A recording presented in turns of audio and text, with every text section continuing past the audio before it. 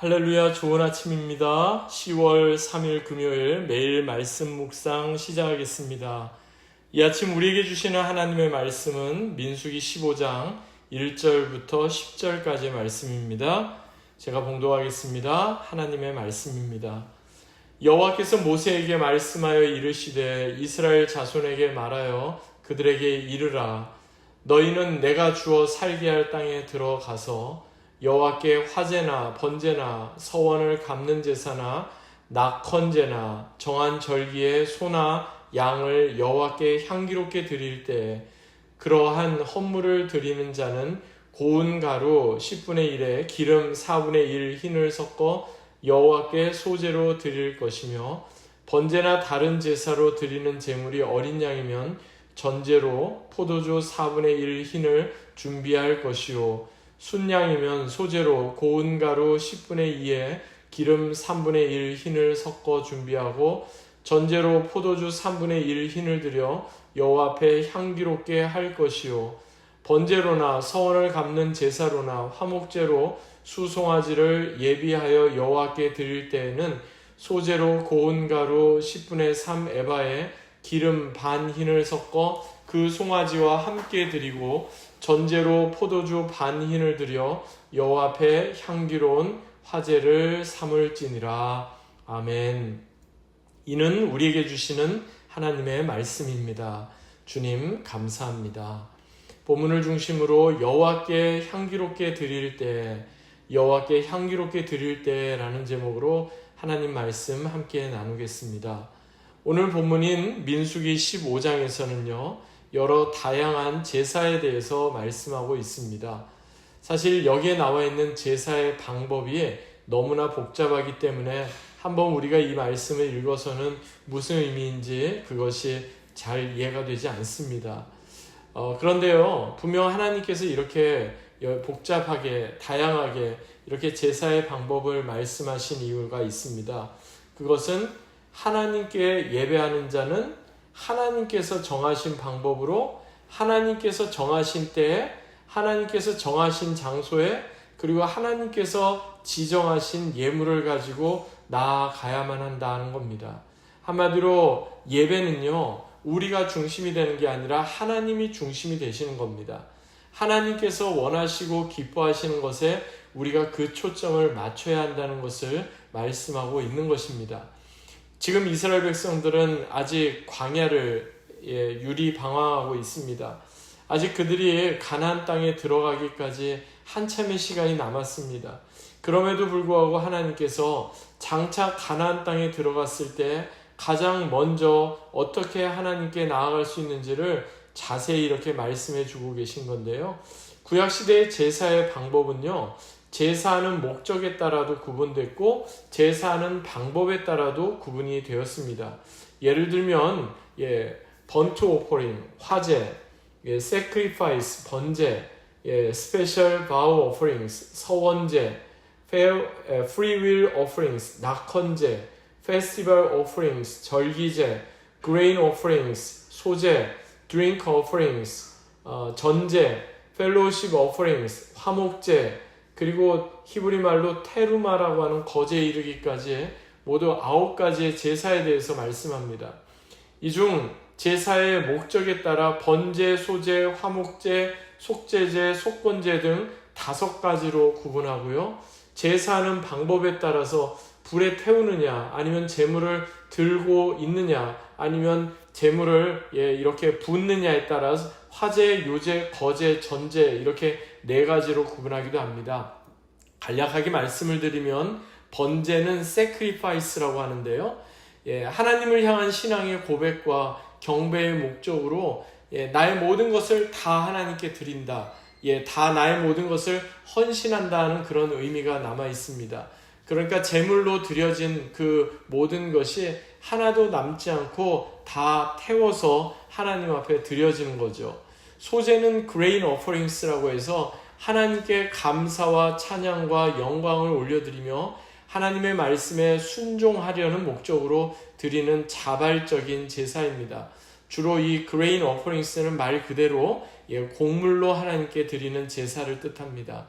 그리고 화목제, 펠로우십 오퍼링은요, 하나님과의 특별한 교제를 목적으로 강요가 아니라 자발적으로 드리는 그런 제사입니다. 제사의 동기에 따라 감사제, 서원제, 낙헌제로 좀 더 세분화하기도 합니다.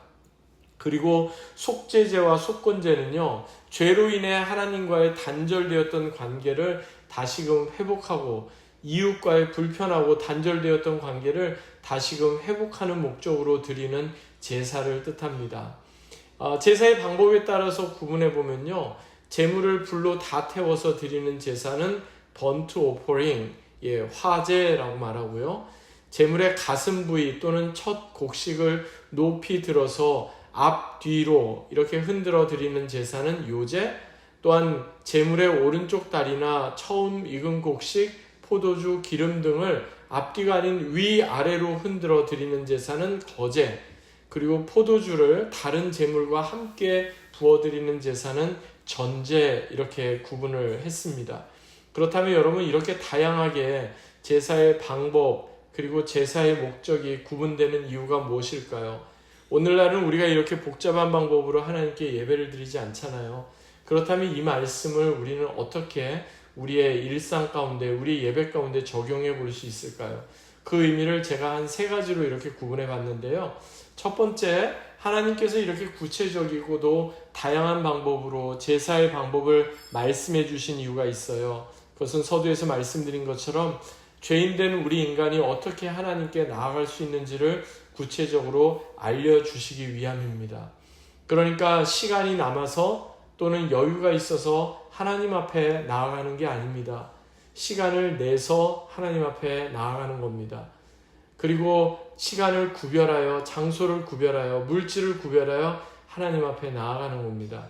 그럴 때 하나님께서 우리에게 주시는 귀한 은혜를 우리도 함께 누리게 되는 것입니다. 여러분, 무엇이 복음인가요? 복음은 다시 한번 하나님께서 우리에게 기회를 주시는 겁니다. 우리로 하여금 다시금 거룩하신 하나님께 나아갈 수 있는 그 길을 열어주시는 것입니다.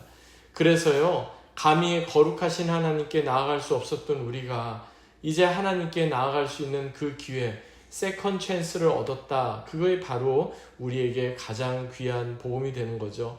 바로 예수님의 십자가를 통해서 말입니다.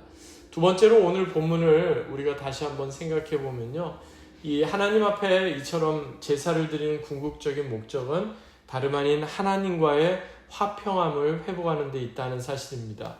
본문 3절, 7절, 10절에 보면 반복적으로 나오는 표현이 있어요. 그것은 여호와께 향기롭게 드릴 때 여호와 앞에 향기롭게 할 것이요 여호와 앞에 향기로운 화제를 삼을지니라는 말씀입니다.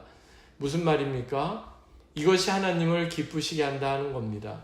특이한 사실은 성경에서 번제, 번트 오퍼링이라고 번역된 히브리어 제바흐와 제단을 뜻하는 히브리어 미스베아크는 서로 어근이 똑같습니다. 즉 우리가 하나님께 나아가는 건 무엇입니까? 가까이 나아가는 거고 또한 하나님과 연합한다는 그런 의미입니다. 이를 통해서 우리가 하나님과의 화평을 회복하는 것이죠. 세 번째로 하나님께 제사를 드리는 여러 다양한 형태를 통해 우리가 생각하게 되는 것은 우리의 삶의 우선순위를 하나님께 집중해야 한다는 사실을 우린 또한 생각해 볼 수가 있습니다. 우리가 읽지는 않았는데요. 본문 뒤에 나오는 18절부터 마지막 21절 가운데 말씀을 보면 거기에 히브리 말로는 테루마라고 되어 있는 거제에 관한 그 제사의 방법을 말씀합니다. 거제는 높이 올렸다가 아래로 내려놓는 방식으로 하나님께 흔들어 드리는 제사를 뜻합니다. 그런데 여러분, 여기에서의 거제의 제물이 무엇입니까? 하나님께서 약속하신 가나안 땅에서 익은 첫 열매로 하나님께 거제로 드리라, 이렇게 말씀을 하고 있죠. 가나안 땅에서 가장 먼저 수확을 하여 첫 열매를 하나님께 거제로 드리라는 의미는요, 우리 삶에 있어서 우선순위를 하나님께 집중하라 하는 겁니다. 여러분, 시간을 만들어서 하나님께 나오는 사람과 시간이 나서 하나님께 나오는 사람은 단연 차이가 있을 수밖에 없죠. 여러분, 우리에게 있어서도 중요한 것은요, 삶의 우선순위를 하나님께 집중하는 것입니다.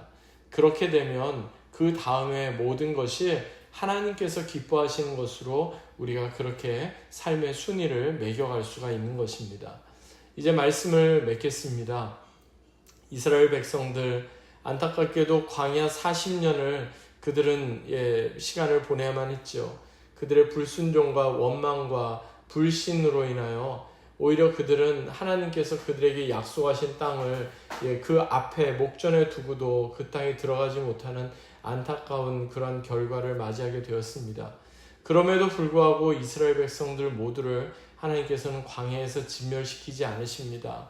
이스라엘 백성들, 정말 광야에서 유리방황하다가 생을 마감할 수밖에 없는 그들에게 하나님께서는 세컨드 찬스, 또 다른 기회를 주시는데요. 그것이 바로 하나님께 드려지는 제사였습니다. 그러니까 하나님께 온전히 드려지는 제사를 통해 이스라엘 백성들은 다시금 하나님께로 나아갈 수 있게 되었고요. 다시금 하나님과 화평을 누릴 수 있게 되었고요. 다시금 하나님으로 인하여 그들 삶의 우선순위를 재정립하게 되었던 것을 보게 됩니다. 사랑하는 여러분, 우리의 예배가 이처럼 하나님께 나아가는 통로가 되기 원합니다. 우리의 예배를 통해 하나님과 그리고 우리 주변의 이웃과 화평을 회복하기는 그러한 귀한 과정이 되기 원합니다. 또한 우리의 예배를 통해 하나님께서 기뻐하시는 우리의 삶의 우선순위를 다시 한번 재정립할 수 있기를 간절히 소망합니다.